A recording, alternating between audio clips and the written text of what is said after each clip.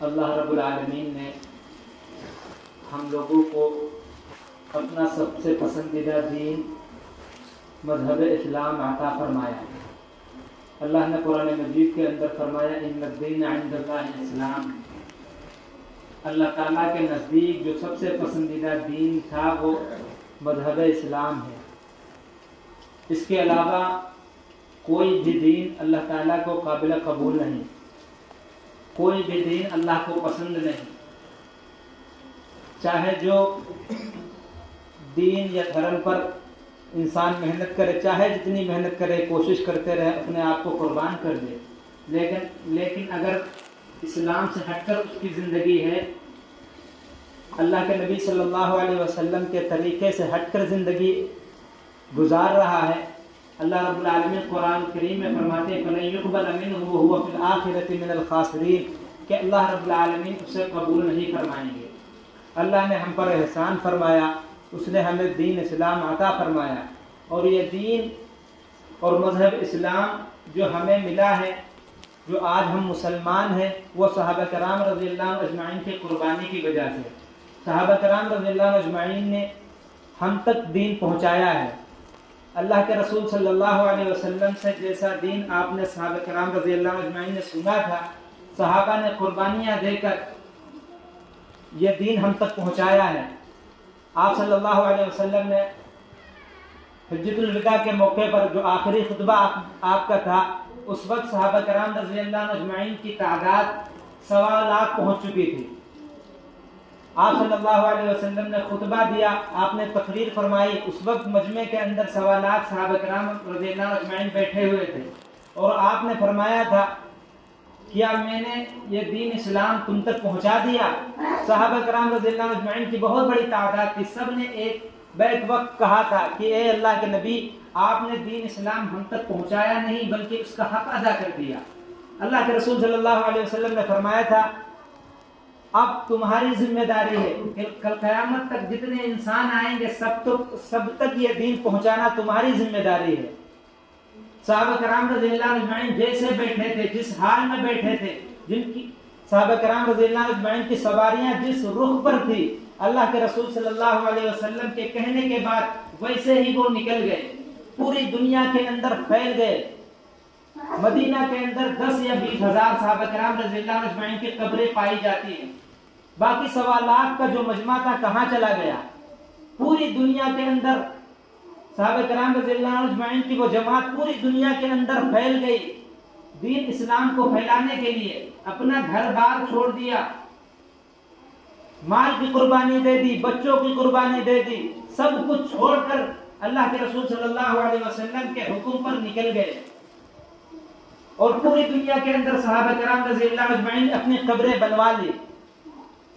کس لیے کہ یہ دین اللہ کے رسول صلی اللہ علیہ وسلم کا جو ہم تک پہنچا ہے کیسے ہر ایک کی زندگی میں آ جائے. تو سچ بتاؤ، کیا صحابہ کرام رضی اللہ عنہ اجمعین کی صرف ذمہ داری تھی؟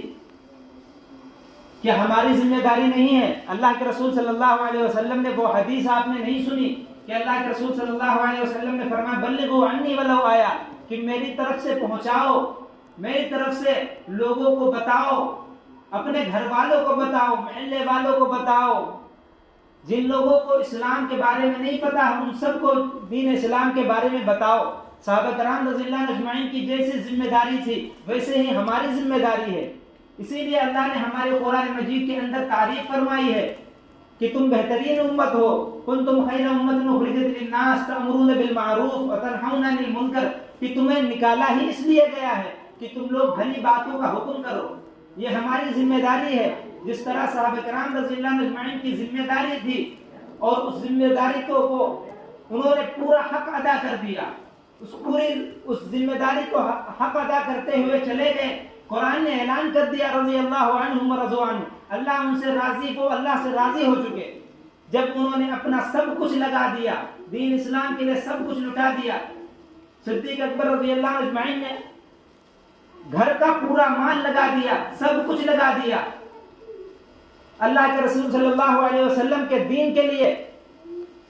حضرت عمر رضی اللہ عنہ اجمعین نے آپ کے دور خلافت میں کس قدر آپ نے کتنی محنتیں کی، کتنی کوششیں کی. 22 लाख مربع زمین پر اسلام کا پرچم پھیلا دیا.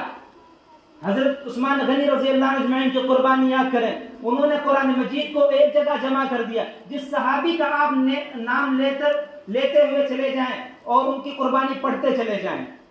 صحابہ کرام رضی اللہ عنہ اجمعین نے کیسے قربانی دی؟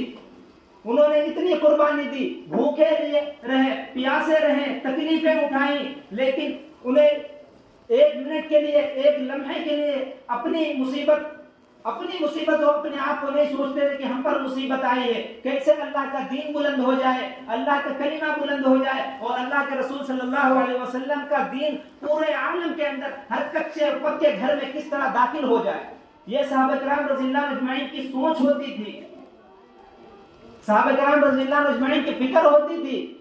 جب انہوں نے کلمہ لا الہ الا اللہ محمد رسول اللہ پڑھا, آپ نے کتابوں کے اندر پڑھا ہوگا, علماء سے سنا ہوگا کہ حضرت بلال رضی اللہ عنہ اجمعین کو کس طرح مکہ کے ریت پر گھسیٹا جاتا تھا. حضرت خباب رضی اللہ عنہ اجمعین جیسے بڑے صحابی انگاروں پر لٹا دیا جاتا تھا. حضرت عثمان غنی رضی اللہ عنہ اجمعین جیسے بڑے صحابی کو کتنی تکلیفیں دی گئی. حضرت ابو ذر غفاری رضی اللہ عنہ قبیلے کے سردار, انہیں کس قدر مارا گیا صرف کلمہ پڑھنے کی وجہ سے, دین اسلام اپنانے کے جرم میں. اگر وہ چاہتے ہماری طرح موج کی زندگی, اچھی زندگی گزارتے, جس طرح ہم نے لا الہ الا اللہ محمد رسول اللہ پڑھ کر مطمئن بیٹھ گئے, ہمیں کچھ نہیں کرنا, ہم نے یہ عہد کر لیا, ہمیں نہ دین اسلام کے لیے قربانی دینی ہے, نہ ہمیں اللہ کے احکام پورے کرنے ہیں, بس ہم کلمہ لا الہ الا اللہ محمد رسول اللہ پڑھ کر مطمئن بیٹھ گئے. وہ بھی چاہتے ایسے ہی مستی کی زندگی گزارتے. کیا ضرورت ہے صحابہ کرام رضی اللہ عنہ اجمعین کو اپنی جانوں کو قربان کرنے کی؟ مکے کے اندر وہ اچھی زندگی گزار رہے تھے, کیا ضرورت تھی مکہ چھوڑنے کی, کیا ضرورت تھی کعبہ شریف چھوڑنے کی, کیا ضرورت تھی اپنا گھر بار چھوڑنے کی؟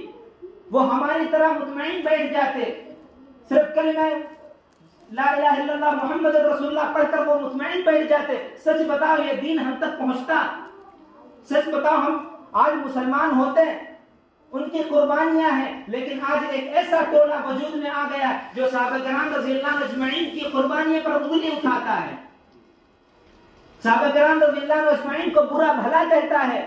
کیسے لوگ ہیں, کس طرح صحابہ کرام رضی اللہ عنہ اجمعین کو برا بھلا کہہ دیتے ہیں, حالانکہ اللہ کے رسول صلی اللہ علیہ وسلم نے فرمایا اصحابی کالنجوم فبأیہم اقتدیتم اہتدیتم, میرے صحابہ ستاروں کی مانند ہیں, میرے صحابہ ستاروں کی مانند ہیں, تم ان کا اتباع کر کے جنت تک جا سکتے ہو, جنت تک پہنچ سکتے ہو.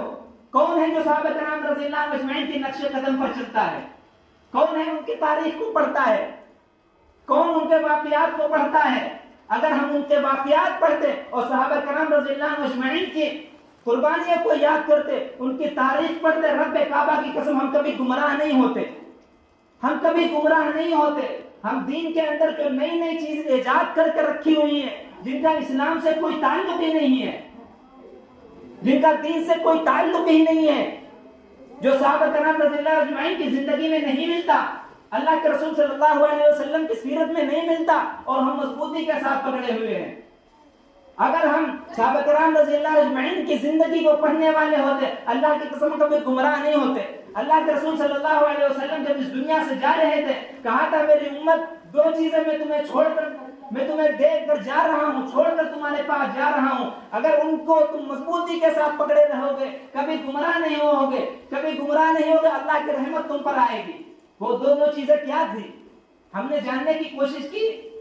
وہ دو چیزیں جو اللہ کے رسول صلی اللہ علیہ وسلم چھوڑ کر گئے تھے, ایک قرآن مجید, کہا تھا میری امت اس کو مضبوطی کے ساتھ پکڑے رہنا, اس کو پڑھنا, اس کو سمجھنا. آج کتنے لوگ ہیں جو قرآن سمجھنے والے ہیں, آج کتنے لوگ ہیں جو قرآن کے مطابق عمل کرتے ہیں. قرآن پڑھنے اور سمجھنے کو تو چھوڑ دیجئے, ہم میں سے بہت سے لوگ ایسے ہیں جن کو قرآن مجید کے الفاظ تک نہیں آتے, قرآن مجید پڑھنے کا طریقہ بھی نہیں آتا. مسلمان ایک واحد ایسی قوم ہے دنیا کے اندر, زمین پر, جن کے پاس اللہ کا کلام موجود ہے.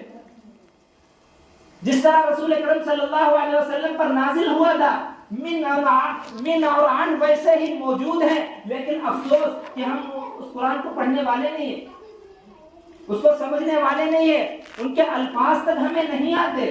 اللہ کے رسول صلی اللہ علیہ وسلم اللہ کے قسم پر اللہ کی بارگاہ میں ہماری شکایت کریں گے. وقال الرسول یا ربی ان قوم اتخذوا هذا القرآن مہجورا.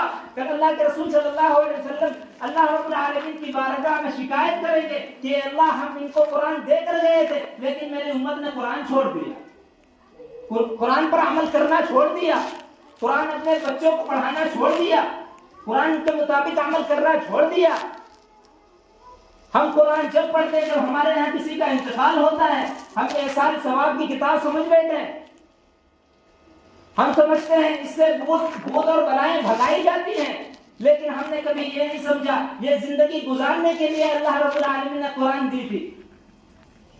دنیا کے لوگ یہود و نصارہ قرآن پڑھ کر کہاں سے کہاں تک جا رہے ہیں اور مسلمانوں کے پاس قرآن مجید موجود ہے, وہ اسے پڑھنے کی جرات نہیں کرتے, وہ قرآن پڑھنے کے لیے آگے نہیں آتے. دنیا قرآن پڑھ کے کہاں سے کہاں چلی گئی. یہ سب قرآن سے یہ جو نکالتے ہیں سائنٹسٹ ایک سے ایک چیزیں یہ سب قرآن سے دیکھتے ہیں. سچ بتاؤ دنیا بنے ہوئے کتنے ہزار سال ہو گئے, لیکن قرآن کے آنے سے پہلے کسی نے موبائل بنایا, قرآن آنے سے پہلے کسی نے ہوائی جہاز بنایا. قرآن مجید آنے کے بعد یہ سب ریسرچ کر رہے ہیں, اس پر پڑھ رہے ہیں, اور مسلمان قرآن مجید کے تعلق سے لاپرواہی کی زندگی گزار رہے ہیں. ہمیں چاہیے قرآن مجید کو خوب غور سے پڑھیں, اس کا مطالعہ کریں, تفسیر اور تشریح کے ساتھ ہم پڑھیں. اگر ہم نہیں پڑھ سکتے ایک عالم صاحب کو لگا اتنا نہیں ہم کر سکتے. صحابہ کرام رضی اللہ عنہم اجمعین کی زندگی دیکھو, صحابہ کرام رضی اللہ عنہم اجمعین نے پوری زندگی قرآن کے مطابق عمل کر کے دکھایا اور پوری زندگی قرآن کے ساتھ چمٹے رہے. اللہ نے وعدہ کر لیا کہ ایسے لوگوں کو ہم ضرور کامیاب کریں گے. قرآن مجید میں اللہ نے الفاظ ادا دیے, محمد الرسول اللہ والذین معه اشداء علی الکفار اولئک هم الراشدون اولئک هم الفائزون. جو قرآن مجید پڑھتے ہیں اس پر عمل کرتے ہیں وہی تو نیک لوگ ہیں, وہی تو کامیاب ہیں. اللہ کی قسم جو مسلمان کامیاب ہونا چاہتے ہیں, اپنی ترقی چاہتے ہیں, دنیا کے اندر اپنی کامیابی چاہتے ہیں اور چاہتے ہیں کہ ہم دوسری قوموں پر حکومت کرے, راج کرے, اس کا راج صرف ایک ہے, ہم قرآن مجید سے اپنے تعلق کو اور اپنے رشتے کو جوڑے, اپنے بچوں کو قرآن مجید پڑھائے. اور دوسری چیز جو اللہ کے رسول صلی اللہ علیہ وسلم نے چھوڑی تھی وہ احادیث تھی. اللہ کے رسول صلی اللہ علیہ وسلم کی باتیں تھی. ہمیں کیا ضرورت دوسری کتابیں پڑھنے کی, ہمارے پاس قرآن مجید ہے, ہمارے پاس اللہ کے رسول صلی اللہ علیہ وسلم کی احادیث موجود ہے, سب کچھ اس میں موجود ہے. قیامت تک جتنے انسان آئیں گے اگر وہ کامیاب ہونا چاہتے سب